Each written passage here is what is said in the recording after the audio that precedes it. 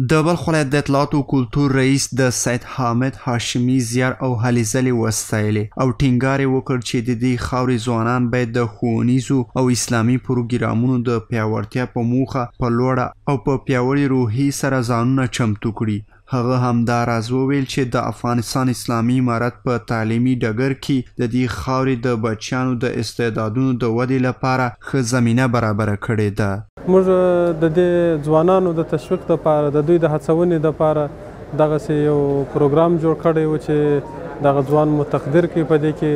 او د دوی کورنۍ او دوستان او ملګري او ځوانان په دې کې وهڅول شول چې دوی خپل تعلیم او تحصیل ته توجه وکړي او د افغانستان د پرمختګ او د بهبودۍ رمز په دې کې دی چې زموږ تحصیل او تعلیم پرمختګ وکړي او ځوانان مو تعلیم او تحصیل ته ډېره زیاته توجه وکړي. د بلخ ولایت مقام مرستیال د علم او پوهې درلودل د ټولو انسانانو لپاره یو اصل وباله او د هیواد له ټولو ځوانانو یې وغوښتل چې له فرصت څخه په اغیزمنه توګه ګټه پورته کړي او د سید حامد هاشمی په څیر ځان د نمونې په توګه وښایي. یک قسم انسان مسلمان متدین تحصیل علم میکنه، در مکتب میخوانه، مدارس میخوانه، پانتون میخوانه، کانکور میخوانه، هر چیزی که میخوانه مطلبش هم است که ما علم حاصل بکنیم، کسب بکنیم. مطلبش همین است و هر علمی را که ما یاد داشته باشیم میگم که یاد داشته باشیم و هر علمی که باشه کوشش بکنیم که ما یاد بگیریم. بعد از یاد گرفتن ما را در جای خوب استعمال بکنیم، در جای خوب رشم همه موشون میدانیم در روی استعمال بکنیم، از فایده بگیریم که از همه علم خود از ظلم و از جهل و از تاریکی خدا بکشیم.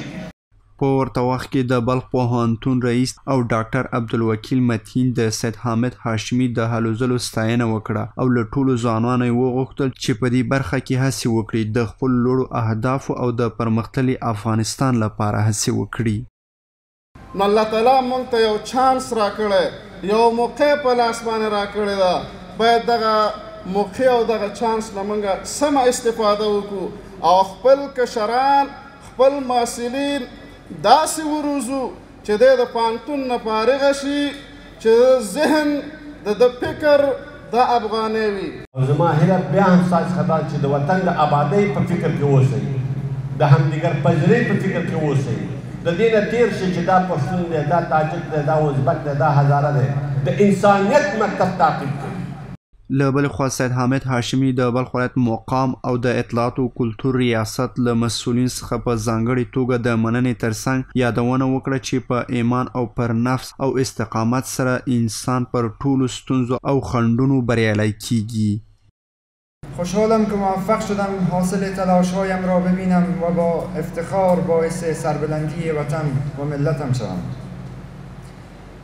برای تمامی دوستانم که هنوز در مسیر تلاش و کوشش هستند میگویم که هرگز ناامید نشوید.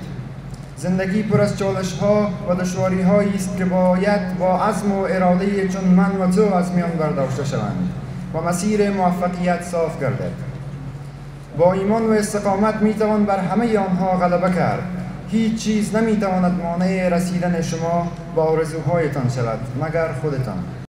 د بلخ ولایت د اطلاعات او فرهنګ ریاست لخوا د سید حامد هاشمي دویم مقام په ګټلو سره د خصوصي ښوونځیو یو شمېر استادانو لخوا جایزې وویشل شوې. د یادونې وړ ده چې په مزار شریف ښار کې په داسې حال کې د کابو 15,000 کاندیدانو ترمنځ د کانکور ازموینه واخیستل شوه چې سید حامد هاشمي په هیواد کې دویم مقام خپل کړ.